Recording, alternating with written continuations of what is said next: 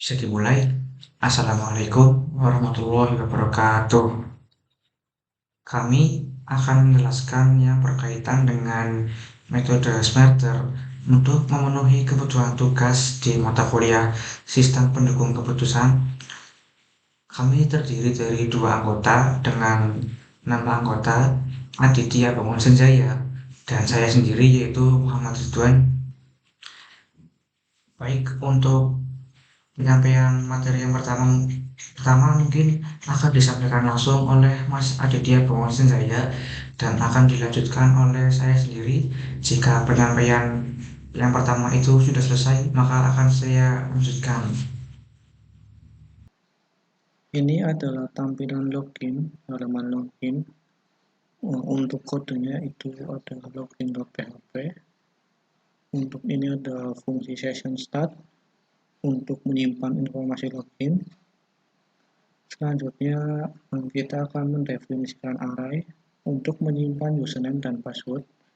Di dalam contoh ini kita ada satu user yaitu username admin beserta passwordnya yaitu admin. Selanjutnya code ini memeriksa jika form telah berhasil di-submit. Selanjutnya, code ini untuk memvalidasi login dengan array. Jika pengguna memasukkan username atau password yang benar, maka akan diarahkan ke halaman dashboard. Namun, jika username atau passwordnya salah, akan muncul pesan username atau password salah. Untuk code di bawah ini yaitu HTML. Ini adalah kode untuk halaman tampilan login dengan judul ada login SPK Smarter. Lalu untuk di sini ada form loginnya, ada form label untuk username dan password, dan button untuk login. Ini adalah halaman login untuk username-nya admin dan passwordnya juga admin. Login, maka akan diarahkan ke halaman dashboard admin. Selanjutnya ada halaman dashboard untuk admin. Nah, di sini ada menu dashboard, alternatif, kriteria, proses hitung, dan hasil perhitungan. Untuk menu dashboard ada selamat datang admin, lalu ada menu alternatif, kelola alternatif, kriteria, kelola kriteria, dan selanjutnya proses perhitungan yang hasil.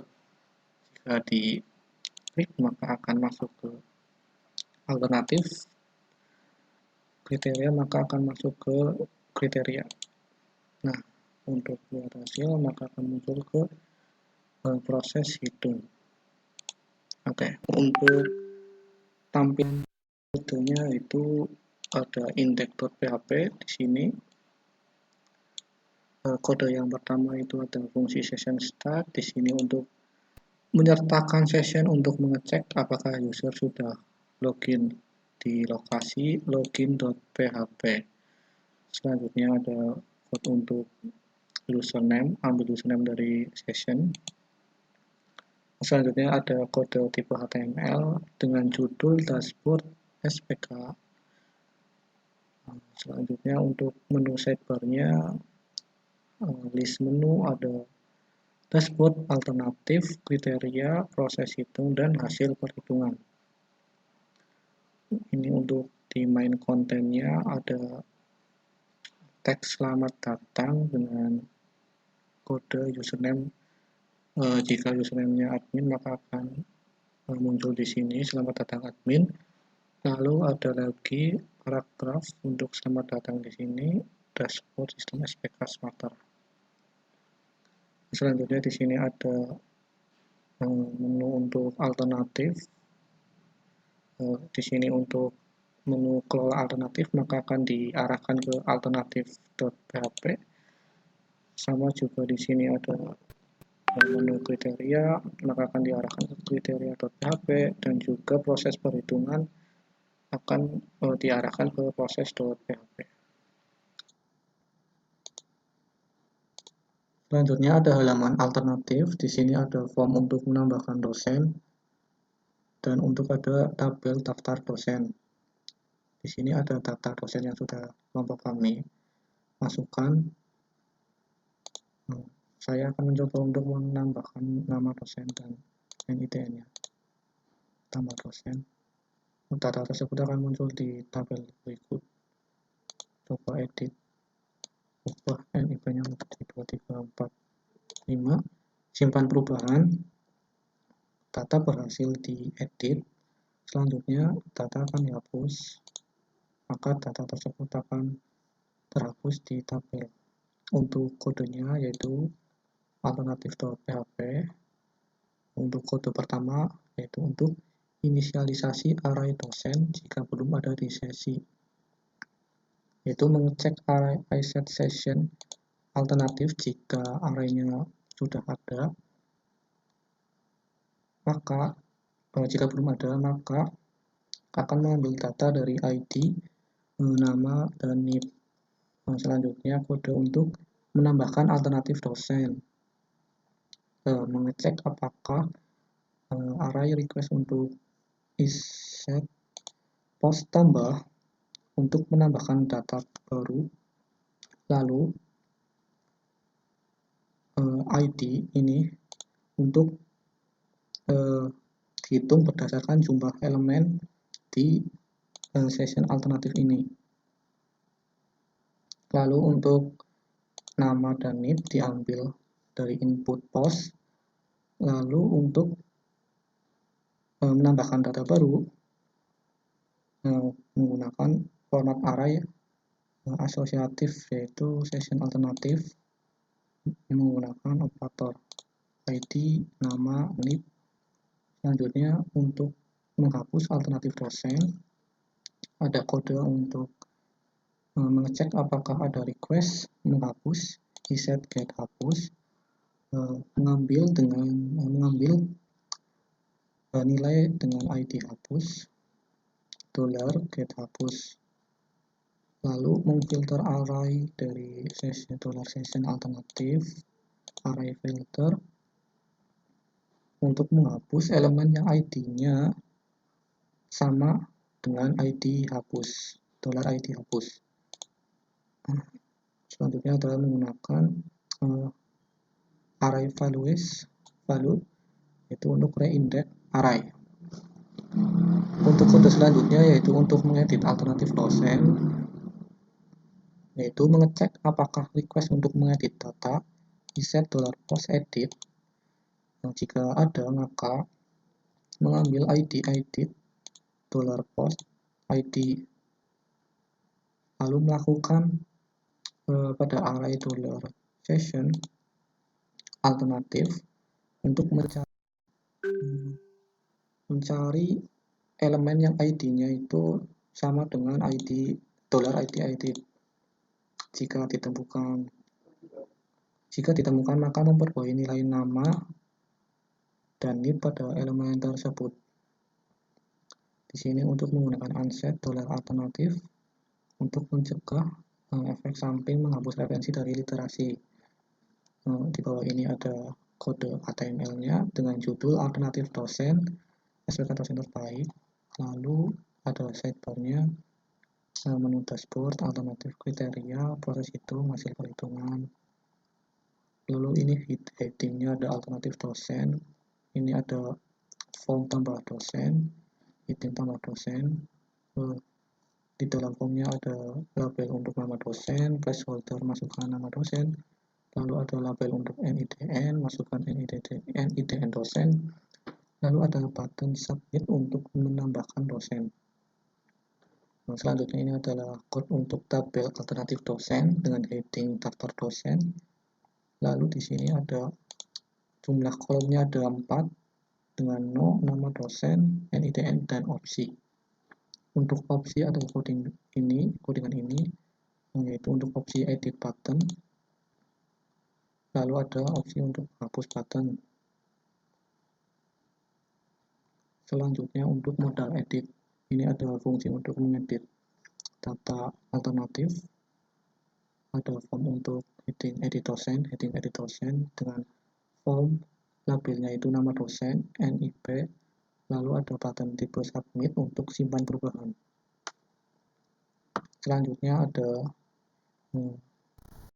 kode JavaScript yang di atas digunakan untuk menangani event model pada komponen Bootstrap. Ya. Nah, untuk for edit model sama dengan dokumen get element by ID, yaitu mengambil elemen modal HTML dengan ID edit modal. Selanjutnya ada edit modal.nEventListener, yaitu untuk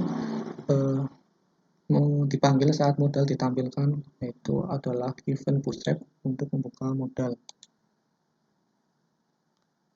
Secara keseluruhan kode ini digunakan untuk aplikasi berbasis web untuk mengedit data dari dosen, data dari mahasiswa atau lainnya.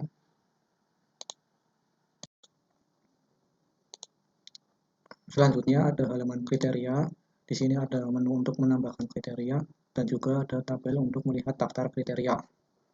Untuk data kriteria sudah kami tambahkan ada 5: pembelajaran, penelitian, bimbingan, tugas pendukung, rekapitulasi kehadiran dengan prioritas 1-5. Di sini saya akan menambahkan kriteria baru, yaitu testing dengan prioritas 1-5. Di sini saya mengambil 1, lalu tambah kriteria. Data berhasil masuk ke dalam tabel. Untuk nilai bobot itu sendiri berpengaruh pada nilai dari prioritasnya. Jika prioritasnya ada 1, maka bobotnya otomatis 0,457. Begitu juga seterusnya. Di sini saya akan menghapus kriteria yang 6. Oke. Data berhasil untuk dihapus. Untuk kodenya yaitu ada di kriteria.php. Untuk kode pertama yaitu untuk debugging, yaitu memeriksa apakah session sudah ada atau belum. Ya, untuk array session kriteria, jika belum ada maka data arraynya akan digantikan dengan ID, nama, dan prioritas. Selanjutnya kode untuk menambahkan kriteria baru. Nah, di sini dilakukan dengan mengecek apakah $post tambah sudah diset atau belum. Nah, selanjutnya ID baru ditentukan berdasarkan jumlah elemen dari array $session kriteria. Nah, ID otomatis berdasarkan jumlah kriterianya. Lalu ambil data dari form. Nah, untuk mengambil data nama dan juga prioritas yang dikirim melalui metode post. Selanjutnya ada kode untuk menghapus kriteria berdasarkan ID. Nah, tujuannya itu menghapus kriteria dari array $session kriteria berdasarkan ID-nya. Untuk dilakukannya dengan mengecek apakah $get hapus sudah diset atau belum. Selanjutnya filter array digunakan untuk menyaring elemen dengan ID yang tidak sesuai dengan ID yang ingin dihapus. Selanjutnya menggunakan array values, yaitu untuk index array atau mengatur ulang index arraynya. Selanjutnya code selanjutnya yaitu untuk menghitung bobot berdasarkan prioritasnya. Selanjutnya tujuannya itu untuk menghitung bobot kriteria berdasarkan prioritas menggunakan metode inverse prioritas. Nah, ini adalah kode untuk menghitung jumlah inverse prioritas sesuai urutan yang diberikan. Nah, selanjutnya ini ada kode untuk pembuatan ketiga angka desimal.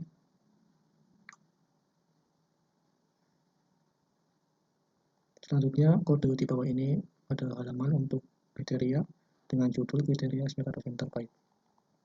Lalu ini ada menu sidebar-nya, ada dashboard, alternatif kriteria, proses hitung, dan hasil perhitungan.